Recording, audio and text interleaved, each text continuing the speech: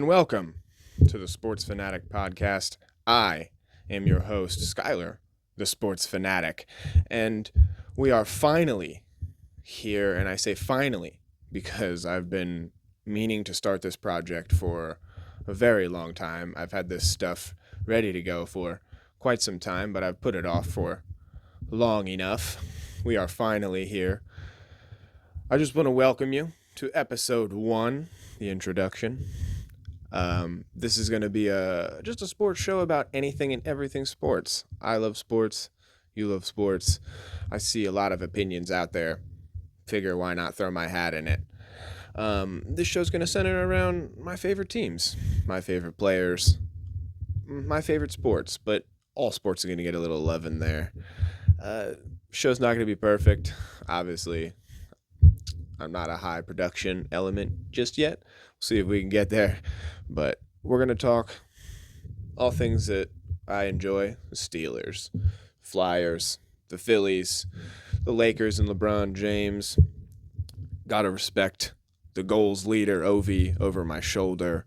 Currently chasing the cup right now. We'll get into that sometime a little later on.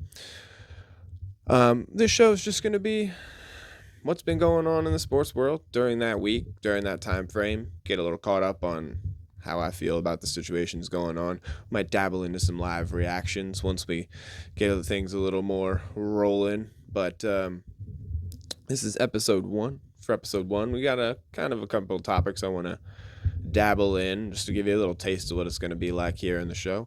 And then we'll wrap it up and move on and see how the show goes from here. Our first topic today, I just want to talk all the stuff going on around the Steelers. I got here in front of me, I got the depth chart of what it could look like right now. And I mean, I got to throw my hat into this just because I'm sick of hearing the Aaron Rodgers stuff, guys. I'm going to be honest with you. The constant, he's coming, got a handshake deal. We got this, we got that. I got to tell you what, I'm pretty okay with Mason Rudolph. You know, when I saw with him last time he led this team, he led him to some quality wins. I'm not going to say that they were all, aces, but he's not elite, but he's not terrible. Skylar Thompson, I don't know much about him. I'm going to be honest with you. Will Howard, I know little about him too, even though he's, national champion. Sounds good, but, in the NFL, it's a completely different element. You come in and be whatever kind of champion you want, and you get humbled pretty quick by the boys playing in this league, when it's men playing for money and championships as opposed to boys playing in college. It's a lot different element. And, these guys get that humbled experience once they get in there. Running back, I'm sad to see Najee go. I'm not going to lie. I know a lot of people were okay with him going, but I don't know why, to be honest. Nothing but 1,000 yards all the time. I mean, quality. Were they all great? No, but 1,000 yard after 1,000 yard after 1,000 yard. How can you get upset about that? I don't know, to be honest with you. But Jaylen Warren's not. I can't argue with him. He's every time he comes in, I get excited because I know that he's going to gain at least 4 or 5 yards. I mean, that guy does not stop going forward no matter what happens. The rookie they picked up, I don't know. I don't know how to feel about him. You guys let me know how to feel about him. I'm not sure. Honestly, I don't watch as much college football as I should, so I'm not familiar with some of these guys coming in. Kenneth Gainwell, they picked up, not a bad one to have back there. I think it's going to be a good backfield. Once we get out to the wideouts, I'm sad to see Pickens go. I know diva element, and we've dealt with a lot of them here in Pittsburgh. AB, biggest one recently, but he's such a good guy, such a good receiver. Maybe not a good guy, but such a good receiver. You watch the plays he made. I mean, it's unbelievable. You watch some of those catches. I mean, it's just ridiculous what this guy was out there doing. You were about to pair him with DK Metcalf. I was getting excited. I was getting real excited, just like the rest, I feel like, of Steeler Nation, to see what these two were going to do on the field, because, you can't put the whole defense against both. So, I mean, who are you going to leave open? And it would have been a devastating combination to watch out there together. Pickens goes. Now we got Metcalf, Calvin Austin. While he's not terrible, I'm not excited. Not excited to see that duo. I'd rather have seen Pickens and Metcalf. I would have also have liked to have seen us get more for Pickens. At least a 2, a 3, and some other stuff to the Cowboys. Just it doesn't feel worth it. I'm going to be honest. You guys tell me it doesn't feel worth it to me. Behind him, we got some other just kind of names. To be honest with you, Robert Woods, Brandon Johnson, Roman Wilson. You're hoping Roman Wilson can take the next step and become the wide receiver that you think he is, but not these guys haven't shown enough. To be honest, tight end, I feel pretty comfortable there. Pat Freiermuth, Darnell Washington. I feel like Darnell needs to come a little more into his own, but that's a big dude out there. I wouldn't want to be in front of that guy. Pat. He's Heath. He's Heath 2.0. He gets open. He's over the middle of the field. He can get it done anywhere. I think he's got to be utilized more this year, I think, for sure.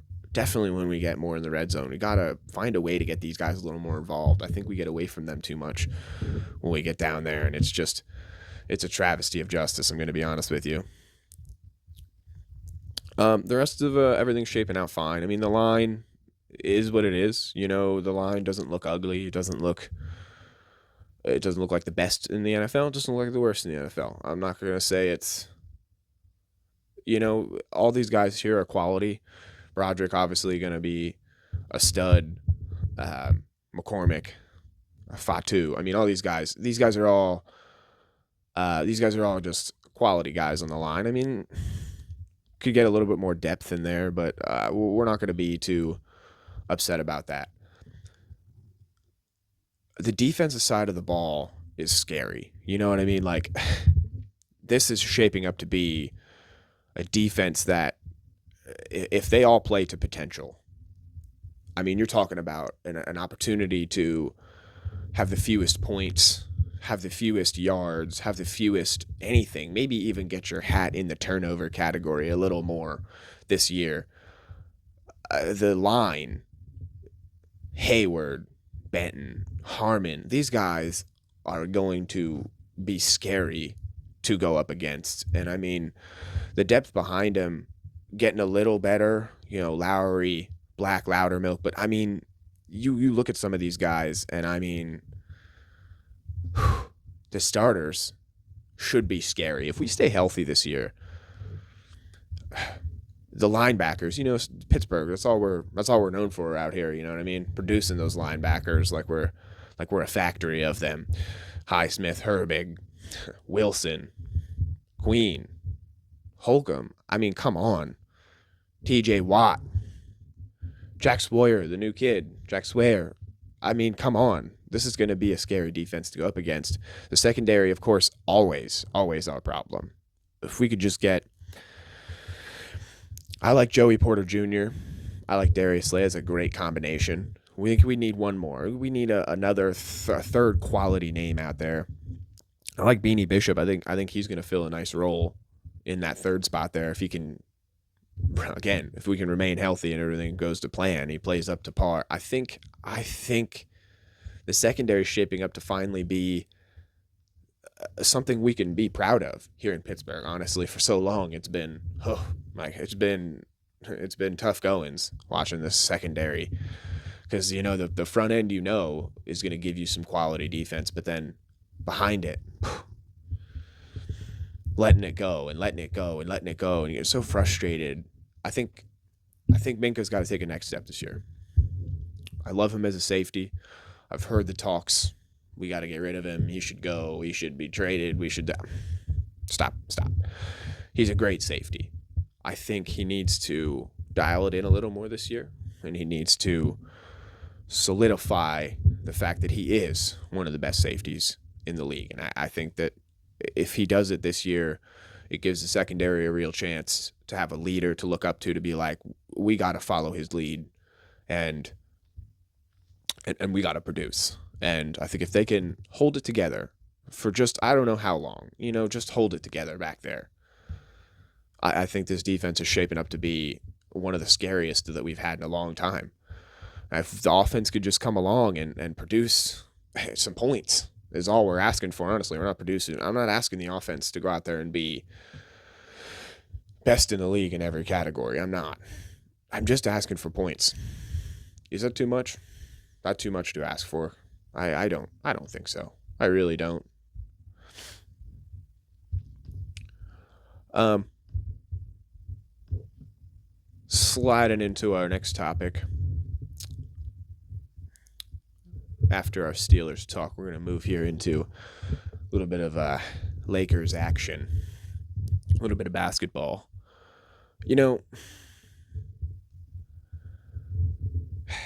I'm sad the season's over already, but I knew it was coming.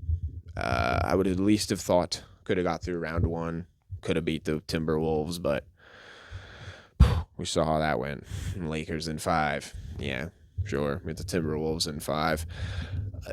No defense, obviously. We know that. Lakers Nation, whoever's out there, Lakers fans. I know I'm all over the map in sports, and really my explanation for that is I grew up fans of with parents who were fans of different sports and siblings different sports, kind of adapted to them. Nobody really liked basketball, so for me, I kind of adapted to LeBron James and wherever he went. And then when he got to the Lakers, that's where I kind of really got into basketball then. So I think for me, watching this team, no defense. Like I said, obviously, we know that. Us in the Lakers Nation, we knew this defense was only going to get us so far. And unfortunately, it didn't even get us through round one, which is what we thought. We thought it was going to get us through there. We were thinking at least maybe to get into the finals, but LeBron James and Luka just weren't good enough to carry this team on. And I mean, when you got LeBron leading you in points, rebounds, assists for the season, I mean, points and assists is one thing, but rebounds, I'm going to be honest, you got to get a big body in there, in the middle of this team. We need a center. We need a good one. Jackson Hayes is not the answer, unfortunately. He might be a good rotation guy, a good bench guy, but we need a center this offseason. We need somebody who's going to come in here and solidify the middle of that team and really give Luka the lob threat that he needs to look for. And that center that LeBron can just know is down there, holding it down, making some decent shots when he needs to, but mainly holding it down on the D end. Obvious choice is Anthony Davis, but we all know how that goes, and it's a good trade. I mean, you get Luka Doncic, which can you be upset? No, you can't. This is probably one of the best players in the league, if not top 4 best players in the NBA right now. But there's just no bigs on this team. You know what I mean? Dorian Finney, good D, but just not enough D. Markieff Morris, nothing. Jared Vanderbilt finally got healthy, but I mean his defense just wasn't. These playoffs, it just they went small, and they paid for it. There's no really a fans or buts about it. I think that this offseason is huge because I want to see LeBron get another chip. I think all of us LeBron fans want to see that. All you LeBron haters out there, let me hear you. I know you want to see him go down in a beautiful, fiery storm, but I'm here to tell you that that's not going to happen. I'm here to tell you that LeBron is going to make his way back one more time.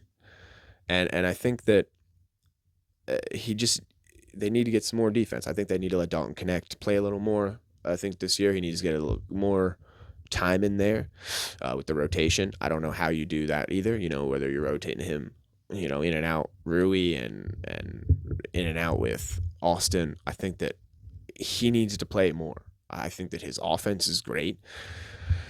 His defense may not be up to par, but none of these guys' defense is where it needs to be. And that's what this offseason is going to be for. I think this offseason is going to be for defense. The offense is there. They can shoot. We got boys who can shoot. Luka can put that ball in from anywhere at any point in time, and we saw that. Magic. Luka magic in the offseason. Some of those shots, man, I don't understand the argument where people feel like the NBA is dying, viewers down, blah, blah, blah, blah. I don't understand it. I think these guys are ridiculously talented. If you think they just walk down and jack up threes, I mean, man, you go down there and try and jack up some of them threes because hitting insane shots. And I think that again, LeBron is another one too who now he can hit them from anywhere. Coming up and pulling up for logo threes. Talking about LeBron James, 40 years old. Shooters just got to step up next year too. Everybody's got to step up their game a little bit. Everybody's got to be sinking some more shots. We got to have some more guys playing just quality time. We just got to get some depth. We need some defense and some depth on this team. Bronny James is a fun story. Seeing him and his dad play together, it's a fun story. But can he step it up and be a good rotation player is what we're going to need. Can he take that next step during this offseason now that he is a full-time NBA player? Can he take that next level and, maybe become the James that he should be? Get them haters on his back too and maybe go for a run of some titles. I think it'd be just a fun story. Think about it. Final season, LeBron James, title with his son, right off into the sunset. Let everybody let it go then. You know what I mean? What a great season that would be. What a great story. What a great ending. I think that's the storybook ending that we all deserve as LeBron fans and Lakers fans. But we'll see. The team's got to get there. We'll see what JJ Redick can pull out with Rob Pelinka in this offseason. And we'll see, if it's really going to be a realistic thing that happens or if it's just dreaming big. And we like to dream big, though. That's what we like to do as sports fans. We got to dream big. We're going to dance right into our next topic here, which we have all over the place here too. The good old Philadelphia Phillies baseball season. That's what a lot of these shows are going to be about for the next few weeks too, because baseball season's really upon us, and I watch every game. So I think we might even get into some live reactions during games, some live play-by-play, some live commentaries. I think we're going to dabble a little bit into that as we get more into the show. But we're going to talk about how I feel the season has gone so far, how the boys have been performing so far, and where I feel the season's going. Well, Phillies fans, as you know, here we are. It feels almost similar to last season, but maybe a little bit brighter. Maybe the sun is shining a little brighter than it was last season at this point in time. I think that the hitting starting to show up a little more in these games, but then obviously you get shut out like we just did a few nights ago. So you say the hitting's coming and then you get shut out, and I don't understand how we're so on one night, so off the next night. And the boys, I mean, they've been humming though. I love the rotation change to have Bryce Harper, then Kyle Schwarber. I think it is such a destructive thing to do because in so many scenarios, you got to pitch to one of them, don't you? Can't put them both on. Can't do it all the time, at least. And then Nick behind him. I think Nick is such a quality hitter right there too. In the spot right behind him, the beginning of the lineup, Trey, Bryson, I think Rob Thompson has finally unlocked the perfect lineup for this team.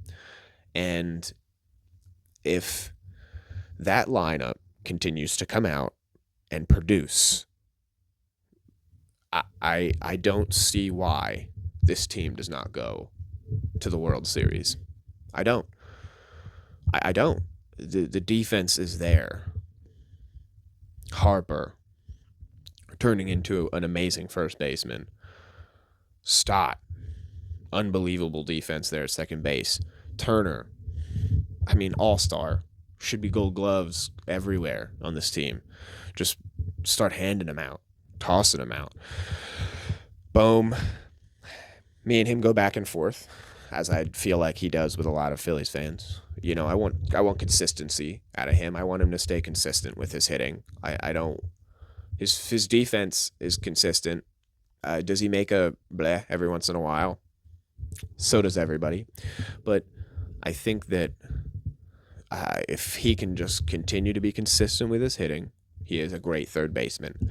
I was on the shouting wagon of trade him for a while there because, it wasn't there.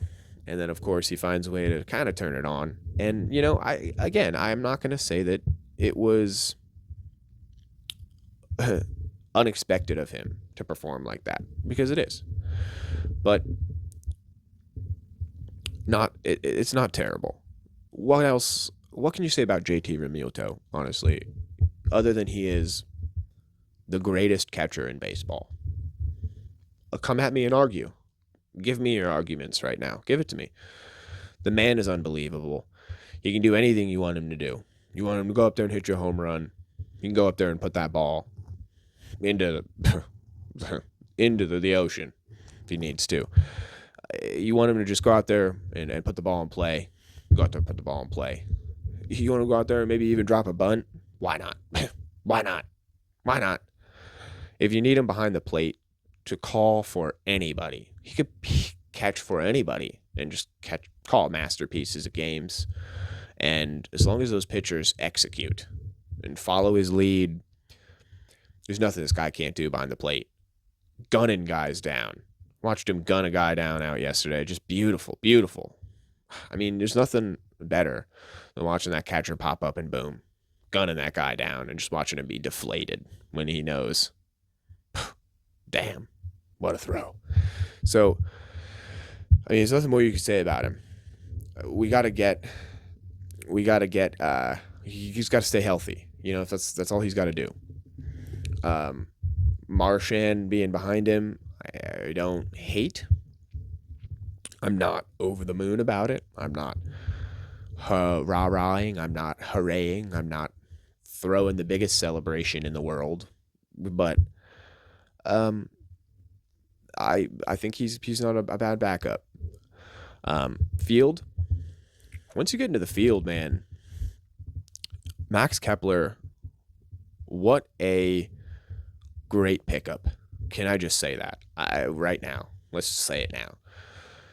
He is hitting the ball anywhere and everywhere, getting on base, fielding the ball like a champ. Everything is going great. What a pickup Kepler is. Just really solidifying that field out there. And I think that's really important too. Now Schwarber can focus on hitting. I know he likes to go out there and play the field every once in a while too, and that's not bad. It gives Kepler a chance to rein it in for a little bit, but really just let Schwarber be the dominant hitter that he is in the middle of that lineup. But Kepler, if he could just keep doing what he's doing, what more could you ask for? Center field here, Rojas. I think he should be the all-day, everyday starter. And I want to hear the debates. Marsh is not bad, but he's not great. He's not... I'm not over the moon about him. He's hitting is starting to get there again. He's starting to pick it back up again. He's only batting a 193 average right now, and it's not great. You're not excited about that, but it's not... he's starting to pick it up a little bit. I know he was dealing with an injury there for a while, but Rojas is a stud right now. I mean, batting a 300 and not looking like he's slowing down. So I don't know why we just don't let him play all the time. You know what I mean? Honestly, Marsh, I think you just become second, fiddle. I think that's just kind of how it goes. And unfortunately, I know that's not going to make a lot of Phillies fans excited, maybe not happy, but I think that is going to be the right choice right now. I think when a guy's hot, you got to let him, you got to ride him. Man, he batting a 300. He's a great fielder too. I mean, put him out in center field. What ball isn't he going to go get? Which one? I mean, he's going to go get them all, even if he's got to jump over that fence. I think that between the two of them, I'd rather have Rojas starting right now. I think I would. Could that change? I mean, maybe it could, but I think I'd rather go Rojas. We got Cal Stevenson is another one who's kind of lingering out there, but he's only here for a hot minute. Castellanos. What can you say about? What else can you say about this man? Again, I mentioned him before, batting fourth in the lineup batting fourth, batting behind Schwarber, fifth behind Harper and Schwarber. It's a perfect spot. Perfect spot if he stays consistent. And he doesn't always have to hit home runs. We're not always asking for that. Every once in a while, yeah, I want a nice Nick Castellanos home run, but quality hits is all I'm asking. Get those guys home when they get on base. That's all we're asking for, to be honest with you. I think that this lineup looks scary. I think it looks great. I think if they can stay consistent with the hitting, we have a chance to go to the World Series. I think there's a chance if the offense can just stay with it, if they can just find a way to get more and more runs, and they are producing lately. The runs are coming, but it's got to stay that way all year. We see it come and go as Phillies fans. It's frustrating because we know when it's not there that it can be there, and we're just like, why? Where is it? Pitching. This is where I kind of want to just throw the mic outside. Pitching is so frustrating because starting pitching is doing fabulous. The boys are humming along. Nola, I know he's got a 1-6. His ERA 4.8, not great. Nola, I think it's time to let him go. Phillies fans, I know he's been here since the start. I know it's been a great journey. I know it's been fun times, but I think it's time for the Nola train to go. When he's in the game, a home run is coming, and that it's coming in those first 4 innings. Man, it's coming, and it's either going to be just a devastating one or just a heartbreaking one. And I'm going to be honest, I don't know how much more I want to watch him do it. It's he goes out there and I'm just like, man, I don't know if I really want to watch you do this anymore, man. I mean, 50 strikeouts is great. He's just locking them in there. He's got a good amount there, but Wheels and Luzardo, man, these two guys are going to lead us to the promised land. Right. I mean, they are money pitchers. Luzardo right now with a 2.1 ERA. I know he had a shaky game a little while back there, but I mean, if this guy just continues to lock in, he's gonna be, what a pickup, what a stud pickup. Zach Wheeler again, Wheels. What else can you say about the man? Locked in. Every time he pitches, I know that it's either going to be a W or he's at least going to give them a fighting chance to have that W. Christopher Sanchez, I can't be mad with the way he's pitching. 2.8. I mean, he is doing his job, which is to hold down that spot near the end of the lineup.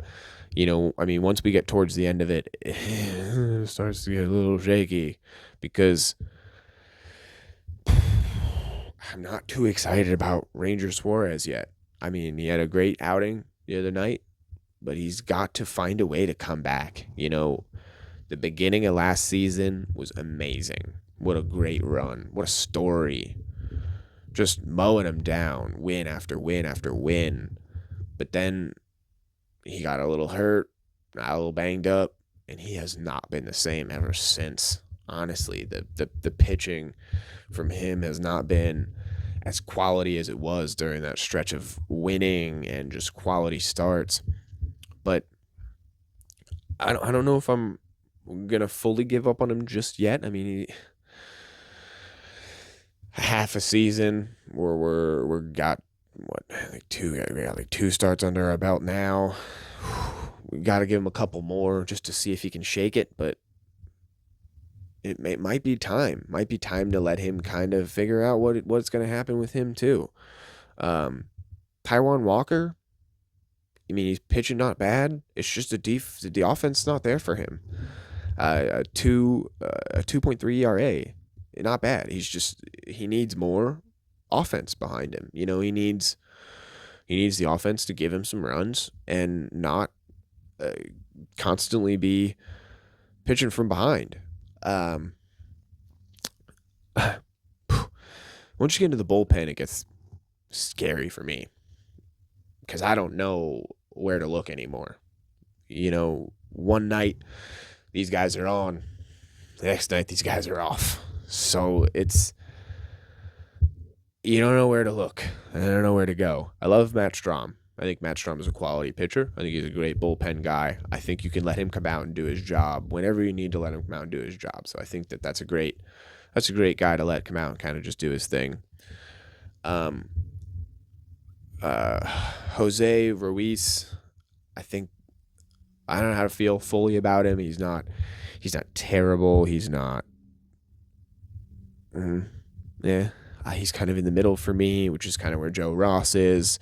Tanner Banks right there in the middle for me too. I don't know how to feel fully about these guys either. I'm not excited when they come in the game, but I'm also not. I'm not thinking that they're gonna blow it either. But I don't know. I don't know. You tell me. Tell me how to feel about some of these guys. Because I just don't know where to feel yet. Ryan Kirkring, I think he needs to keep taking those steps forward. I think if he can keep taking steps forward, he should be a great bullpen and closing guy. I think that's who the Phillies want to be, the closer at some point, maybe down the road. But he's got to prove that he can be that guy, and I don't think he has yet. Then we get to the two guys who I go back and forth with like I'm arguing with a best friend, a spouse, a something. Jose Alvarado was on my shit list for so long because every time I saw this guy come in, it was, oh no, here we go. You know what I mean? Here we go. Game over. What is he going to do? How is he going to blow it? But then he performs sometimes. I mean, he comes in and he's throwing 100. How can you be mad? How can you be mad? How can you hit 100 all the time? You know what I mean? Like, I mean, some of these guys, it's like, man, So, I don't know. You tell me how you feel about Alvarado. I think he is a good option to be a closer if he can just be consistent. That's the problem with this whole team is consistency. They just got to stay consistent. Final one on our list here to just go over here is the one who is in my shit list, but maybe he's coming out, and that is good old Jordan Romano.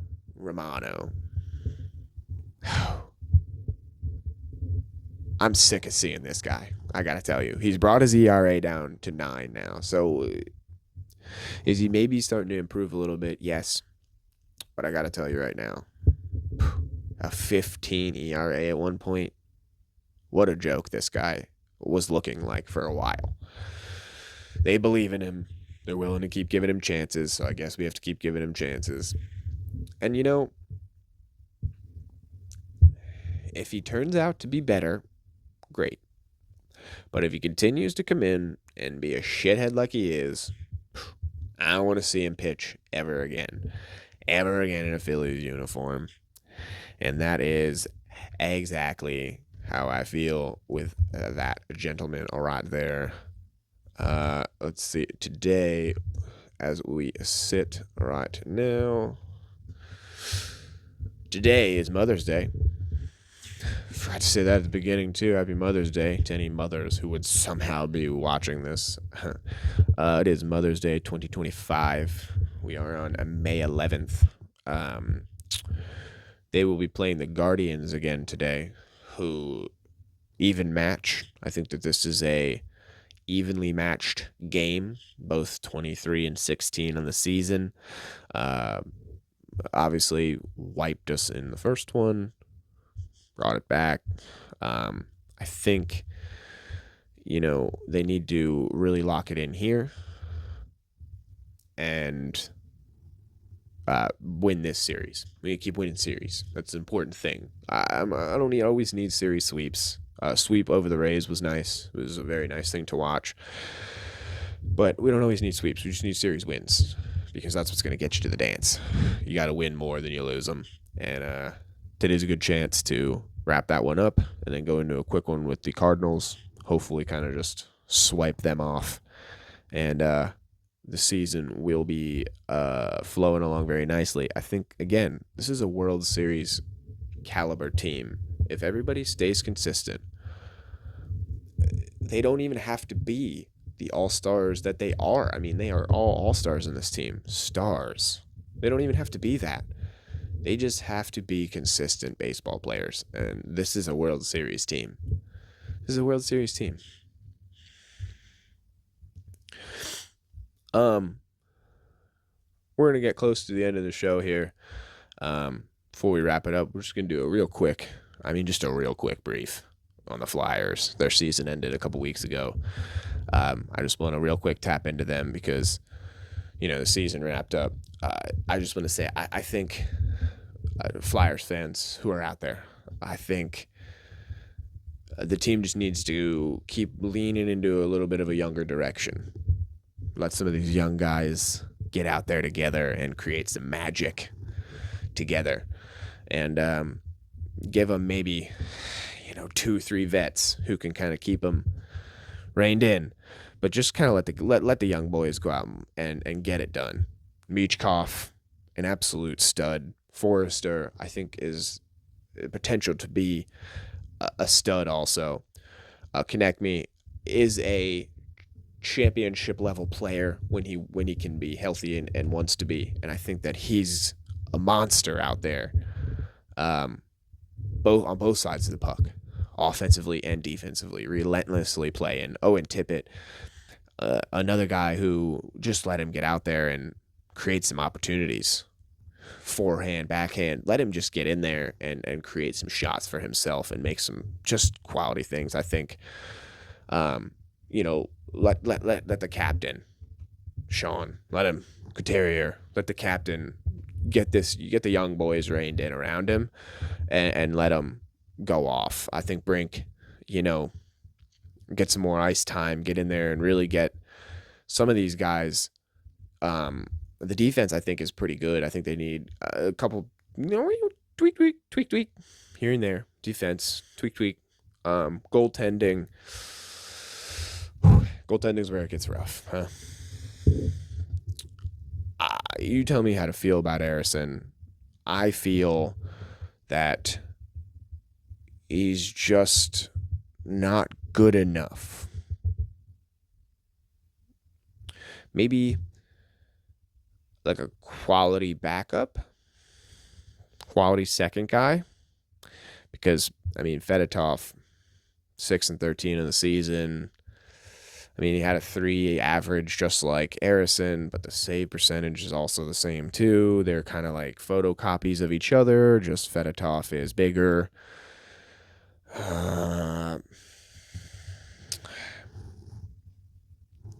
Harrison, I think, is not the answer. I don't think he's the answer. I think you got to go get better goaltending this offseason. I think once you solidify that goaltending and you let those young boys up front just kind of go off, I think you're in for something special with the Flyers. Either way, be here for all of it. We'll be here for all of it. No matter what goes, good, bad, any of these teams, does not matter. Real quick before we wrap things up, we're gonna go. Just gonna go over the playoffs real quick too. Currently where we're standing with the Stanley Cup. Here, because I got Ovi over my shoulder back here, most goals in NHL history. He and the Capitals are currently chasing, down 2-1 to Carolina, and I think it's gonna be a rough go out of it, but they got a chance. They got a real chance to get back to that cup and win this championship and really make it something special. And I think that Ovi deserves that, especially in this season, where he broke the record. This would be the perfect way. I'm not saying we want him to retire at the end of the season. I'm just saying if he starts to think about it, this would be at least a good way to send him off if he would want to be sent off. This would be a great way. Break the record, go off. But I think he should come back for one more go next year anyway. Just kind of one more season to pile him up. Edmonton, they're up 2-1 on Vegas. We got 1-1. Dallas, Winnipeg, 2-1. Florida. And I think these are all good ones. Watching some of these players on all these teams, McDavid down there, Edmonton, I think that he deserves to see a championship too. But I'm a little biased here with the ending now. I'd like to see Ovi get there and get it done. So we will hopefully see that happen. The NBA Finals.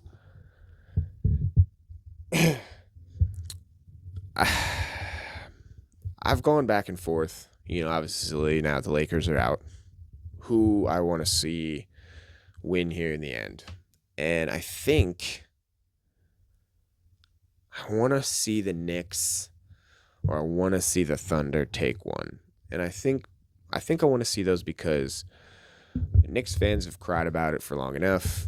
It'd be good to get them one, get those guys, talking for a while so they can shut up when they lose next year. Pacers would be a fun one to see just because it would be unexpected. But the Thunder have been dominating. I think getting those young boys in there and winning one would be fun. I don't want to see the Warriors win one, and I'll tell you I'm biased there because while we all love Steph Curry and his magical three-point shot and the things that he can do on the court, I don't want to see him get another ring and be ahead of LeBron. I'd rather see LeBron get another one first. So we are go Timberwolves there.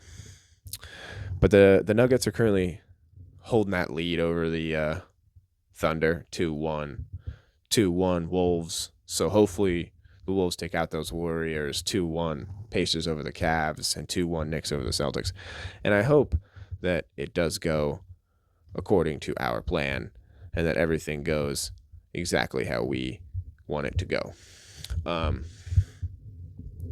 Thank you so much if you made it all the way through episode 1 here at the Sports Phanatic podcast.